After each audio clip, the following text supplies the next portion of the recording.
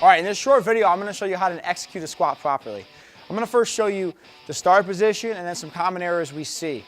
So a big mistake we see, especially as you fatigue and there's an ISO, like a hold, is feet widening. We don't want that unless it's a sumo squat, which will always tell you when to execute a sumo squat. So otherwise, feet slightly wider and shoulder width apart, toes slightly pointing out, all right? And then a common mistake we see is knees pointing in, all right? You do not want that. That can cause you a lot of knee damage, and it generally means there's a weakness around your hamstrings, all right? And your adductors, which is right in here. So if you do have that, ask a coach for a mini band, or a coach can give you a mini band, or just try to keep pushing out without moving your feet as you squat, and I'll show you how to do that in a minute, all right? Another mistake we see is knees going above the toes, all right? Again, really bad for the knees. So instead, try to push your hips back into your hamstrings, almost like you're hinging, and then drop the butt. All right, and a good way to do that is push those hands forward. It's gonna help your brain push the hips back, all right?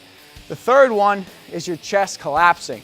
So here, rounded shoulders. So you wanna keep upper back nice and squeezed and tight, like you're trying to break an almond out back there, okay? And as you squat down, and keeping your eyes and your head in neutral alignment.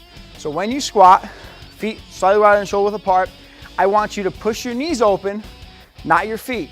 Your knees open as you squat. It's gonna get your hips involved the way they should, help fire up those glutes. So your butt back into the hamstrings, get as low as you can, keep an upright posture, then push through the floor back up tall. Now, if you're having a hard time sitting back into that squat, use a step, all right? Or a plyo box either, and we'll do a box squat. So you're here, so you put about 70–80% of the body on that box, and then pop back up. So you're just sitting back naturally. You see this puts me in a good alignment with my feet, all right? It helps me focus just on my knees and my posture, and that's a good way to help learn to do a proper squat.